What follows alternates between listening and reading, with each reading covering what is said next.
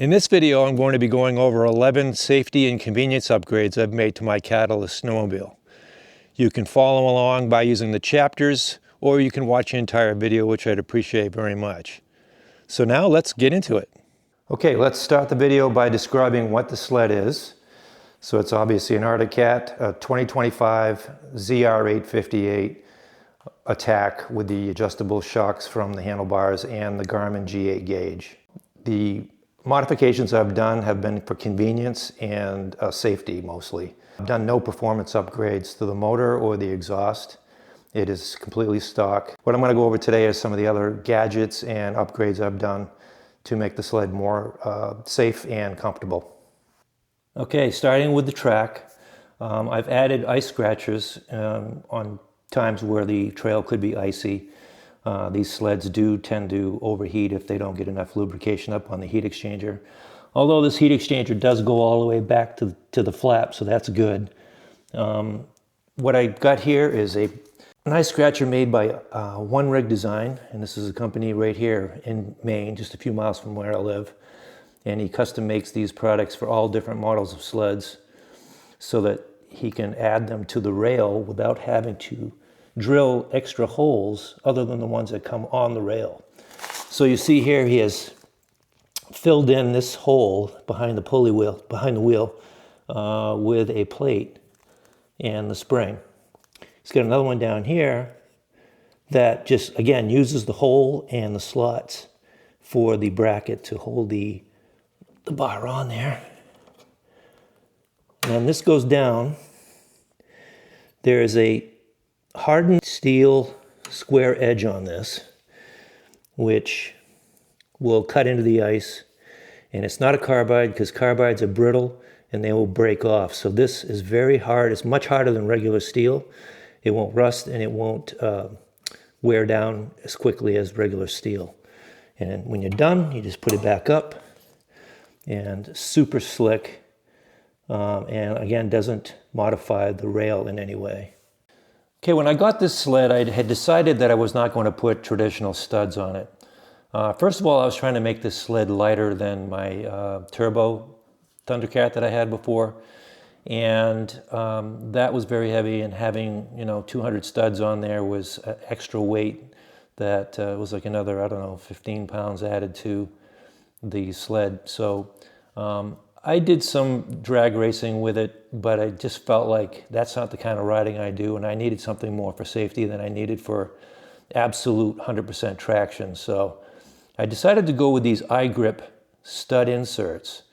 This is the Ripsaw 2 track that comes with the sled. And I added these small studs that you pre-drill and then you screw the stud in.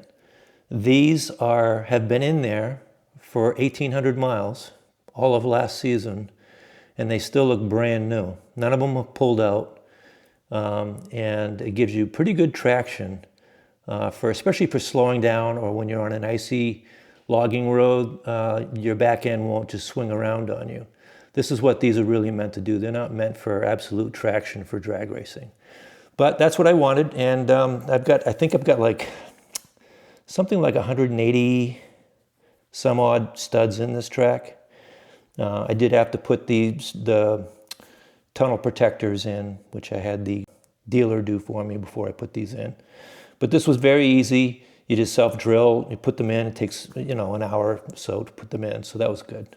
One of the nice things about the new 24, 25, and 26 sleds from Arctic Cat is they have this Atach system, which allows you to snap-on luggage.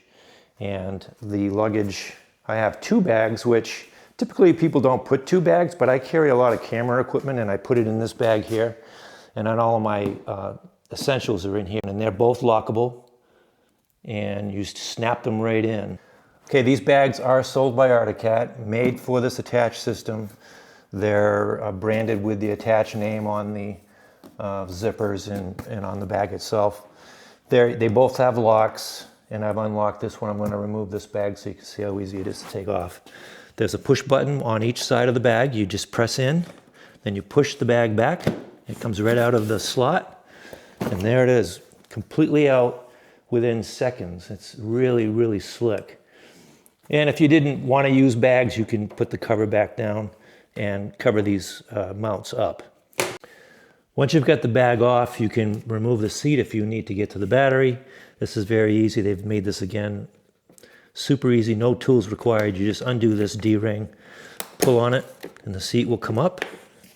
And you just slide it back a little bit because it's got a hole that goes onto a knob on the tank. And that's it. You've got all of this exposed within seconds.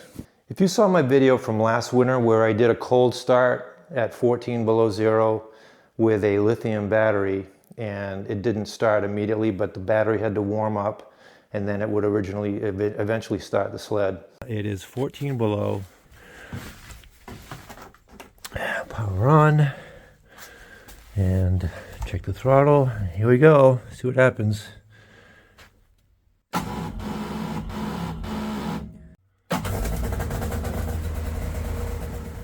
After doing that video, I went on a trip up north, and I was just a little concerned about the relying on that battery. Although I had used that battery in my Thundercat, which is a 4-stroke without a pull cord, for 4 years without an issue. Never had the problem. So I really have still a high level of confidence with this battery. So I have decided to put it back in. But this time I left the pull cord back intact. And if it's super cold, like 14 below again, I have a solution for that. It's going to be either start it by hand if necessary to warm the battery up, or I have a portable C-Tech charger that I can put on this and give it a little charge. So here's the battery. It's a lithium made by MMG, and the stock battery, which is the USA battery that has 310 cranking amps, cold cranking amps. This one has 420 cold cranking amps. So as long as you're not at 14 below zero, this actually turns the sled over a little bit faster than the standard battery, and I do like that. The other thing that's really good about this battery is it has a kind of like a battery tender indicator. So there's a button here, and it shows you whether it's low, 50% or half, or fully charged. So obviously 3 lights are fully charged. So that I have a peace of mind when I'm off the sled, C-Tech makes this battery tender that flashes either green, yellow, or red. That tells you the condition of the battery. And again, this is kind of like fully charged. The yellow light is 50%, and then the red is low.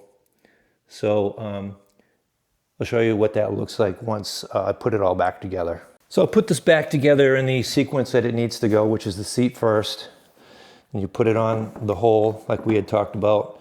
Push it forward so that the front is locked in. Then you push it down, push the D-ring in, turn it, half a turn, and the seat is on. That's it, super quick. Then you take the bag, put it on the Atach system, slide it around there, get it on the brackets and push down and forward. And that's it, completely locked on, ready to go. This is just to show that you can still see the battery tender light once you're just off the sled. And there's this little separation between the bag and the seat anyway, so I've tucked that in there. So at a moment's notice, you can always see what the status of the battery is. Okay, the next one is a convenience feature that I've had on my sleds for about 10 years now. And it's this little headlamp that I mount to this center rubber piece. And it allows me to shine light down on the gas tank when I'm filling, especially at night. Even if you're at a gas station that's well lit, when you hit this lamp, you can focus it right into the gas tank.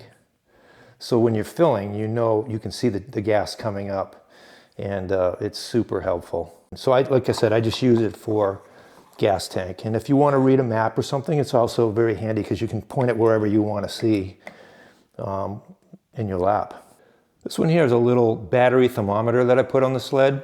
It's kind of nice to know whether it's 10 or if the temperature's rising while you're riding or if it's above freezing, that kind of thing. And there's a little wire that goes down, and I've zip tied it to the wiring behind the handlebar, and the sensor is right in here. So it still gets all the cold, but not the ice and snow hitting it. This is another thing I've done for several years on my Arctic Cats, for when you take the key out and you leave the sled out, and if it's snowing or raining or freezing rain or that, something like that, you don't really want that key to get full of ice when you come back to the sled. So I have actually taken one of these caps that are for a spare key or a key. It's the same cap that this key goes into. So I've got the cap, I bought the cap, it's, I don't know, it's like $4 or something. And all I did was I took a zip tie, glued it in there, and just cut a little tip on it. So now when I'm off the sled, put that on there, and it protects the key slot from getting snow and ice in it. The Garmin that I have on this sled has a Garmin backup camera option. I bought this bag because I wanted extra storage. I've mounted the camera to this bag and it's super solid. It doesn't vibrate at all. I ran the wire down into the bag, follows the wire from the taillight underneath the seat and all the way to the hood. And I have a quick disconnect wire under the hood right next to the main wiring harness. And so this camera shows up on the G8 gauge, and I'll show you that in just a minute. This next segment is on the glove compartment on the new Catalyst chassis. Arctic Cat, before the Catalyst came out, really didn't have any storage up on the dash. You had to get a windshield bag or a handlebar bag or something to store stuff in the front, which I used to use, and it was effective. But this is kind of nice, super convenient. Everything stays in there. It's got a lot of capacity. So what I've done is there's a power outlet inside here that I've plugged in this adapter that has two outlets to it. One of the outlets has my power for the rear camera with a light on the end and a switch. And then you have an additional outlet if you want to plug something else in after the fact. And then it's got this USB-C connector that I've got this short cord, which allows me to plug my phone in and charge it. And I put the phone in this case, which is a nice padded case, and I zip the phone in there. And I've got a Galaxy S23, so it's a giant phone and it fits in there perfectly. So I can charge the phone. The phone stays warm because this is a vented bottom, so some of the heat from the engine comes up. It doesn't get too hot in here, but it keeps the phone nice and warm. I've never had the phone overheat. I put a little battery light in here because at night it's really dark in here, you can't see anything. So you got this little light, it's super bright, it's very small, and it throws a ton of light and it lights the whole compartment up beautifully. So while I've got that on, I'm gonna show what I've also done is in this corner, there's this little outlet, which again has a USB-C plug. And that plug is normally underneath the hood. And it's strapped, zip tied, underneath the headlight. And so you could plug in your Garmin if you wanted to charge your Garmin. You take the hood off and you plug your Garmin into this thing. Well, I thought that was pretty inconvenient and they should probably build it right into this glove compartment. So I actually drilled a hole and the wire was long enough. I didn't have to modify it. I just ran it around and poked this thing through the hole and secured it. And now I've got this nice cap that goes on it. And if I want to charge my Garmin off while I'm in the garage like this, super easy. I'll show you how that goes. So the number one important thing to know when you want to charge your Garmin through an AC power cord is you really need to buy the Garmin adapter. This is sold by Garmin, it says Garmin right on the bottom, and this is rated for the right output. I can't quite read what it really is, what the output is to the Garmin. You also need this very short cord that comes with it. If you get a long cord, there's too much resistance and it won't work right. So here's the key. This Garmin adapter and the short cord. How do you power this up? Get an extension cord. You plug the adapter in because the AC part of it doesn't care how long that is. And I've got this plugged into the outlet. I just go over to the sled and then I can plug it into that outlet that I just showed inside the glove compartment. and boom, it powers up the Garmin and charges it. The next item is something I just installed yesterday. It's my latest installation. It's the Trail Courtesy Light, which is here on my left hand guard. This is a trail courtesy light for oncoming traffic. You know, hand signals have been used. If you look at the main snowmobiling handbook, it shows, you know, as if we're still back in the 60s, the hand signals, because there was no brake lights or that kind of thing. But those hand signals have carried through all of these years, and people still use them quite often. The majority, I would say, still use hand signals. Some of the faster riders tend to just say, I'm just going to keep my hands on the bars and not worry about that. So those people are on their own as far as knowing if there's more traffic behind you or not. I kind of fall into that group that I've gotten to the point now where I'd rather just stay on the bars, stay on my side of the trail, you know, and make sure I make the turn and not worry about telling somebody if there's someone behind me or not. So this light has two settings. It's yellow or green. It just alerts the people whether you're the last person in your group or if there's others behind you in your group. And why that's important is because you're going along at 40 miles an hour and you've got a lot of snow dust behind your sled. They can't see the next rider visibly, even during the sunny day. So having something that tells them there's at least someone else behind you lets them still be on notice that there could be another sled coming. But they always have to be aware anyways. It's just a courtesy again, and it prevents me from having to take my hands off the bars. Now, sled courtesy lights have been around for quite a while. This is the first one that I have found that doesn't require mounting it to your hood. You can, if you have a bigger windshield that flares out a little bit more, you can mount this to your windshield and not to a handguard, because not everybody has handguards. And the windshield is a nice visible surface to shine that light from. But it doesn't require any holes in anything. You don't have to drill your windshield. This has a super strong 3M glue on the back, tape that just goes on and stays on no matter what temperature it is. And it can be removed easily as well. You just warm it up a little bit and just pull it off slowly and it'll come right off. So I like this because it's well designed. So from the LED, the wire comes down. I've got it snaked down so it goes into the steering post opening and then comes back and gets its power from the outlet on the sled, which is typically used for your helmet shield. They've designed another outlet for your helmet shield after you plug this in and power the light. So that allows you to do both features at the same time. And as it comes up, it comes back to this switch display, which actually has an LED light ring here around the button.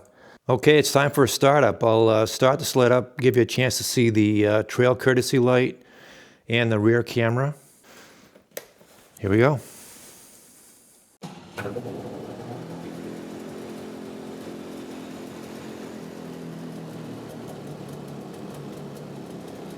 So the camera comes on automatically.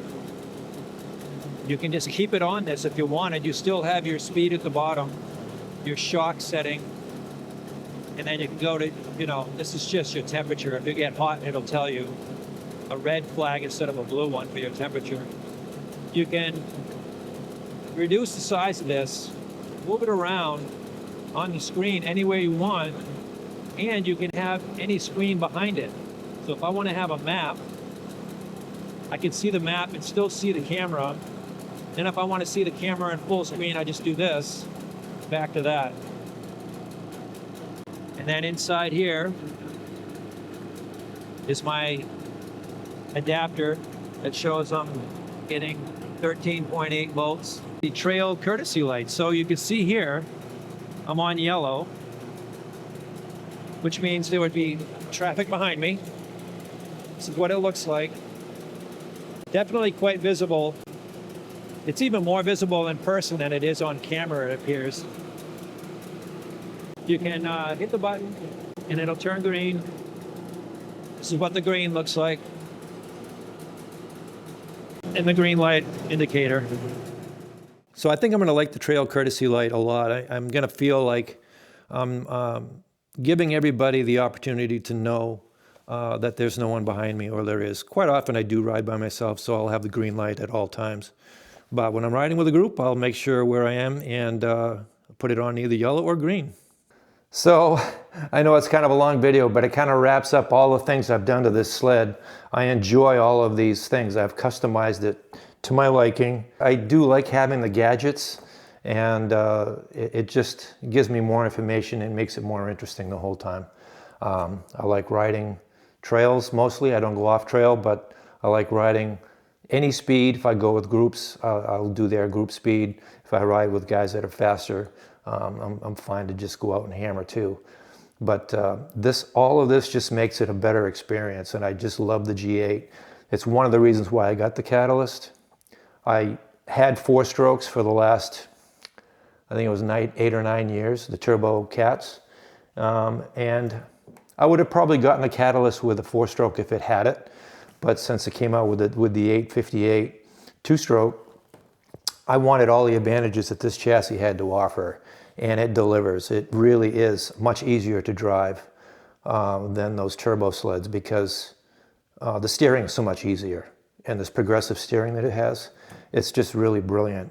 I'll be curious to see how the power steering works on the new EXT. I might try one of those in New Hampshire next month and see how the difference is.